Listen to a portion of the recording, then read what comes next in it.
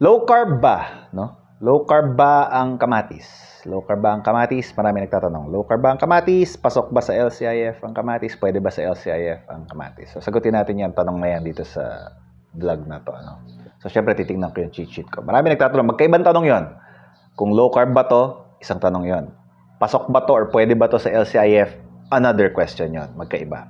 So, para masagot natin yan, marami kasi nagsasabi pwede raw to sa LCIF. No, marami nagsasabi low carb daw to. Marami nagsasabi only pwedeng kainin. So, let's see. So, pag type mo sa Google, no, tomato nutrition facts. So, isa sa mga lalabas dyan, 1 medium-sized tomato, kunwari 1 medium to.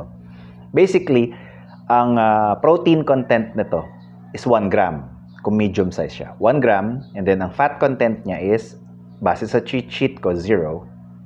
And then, ang carbohydrates niya ay 5. Tapos, meron siyang fiber na 1. Kapag meron ka nakitang fiber, kapag meron ka nakitang sugar alcohol under carbohydrates, you basically deduct, no, yung mga yon sa carbohydrates to get the net carbs. So, in this case, 5 grams ang carbohydrates and then 1 gram ang fiber. So, 5 minus 1, ang net carbs nito ay 4. So, 4 grams of carbs versus 0 grams of fat and then 1 gram of protein. So, alin doon ang pinakamataas? Di ba yung carbohydrates ang pinakamataas? So, high carb siya. So, ito ay low or zero fat, mid protein, high carb. So, doon sa tanong na low carb ba ang kamatis? Ang sagot, hindi. Hindi low carb ang kamatis. Kaya pinapaiwas ko yan sa inyo. Now, pasok ba siya or pwede ba siya sa LCIF? That's a different question.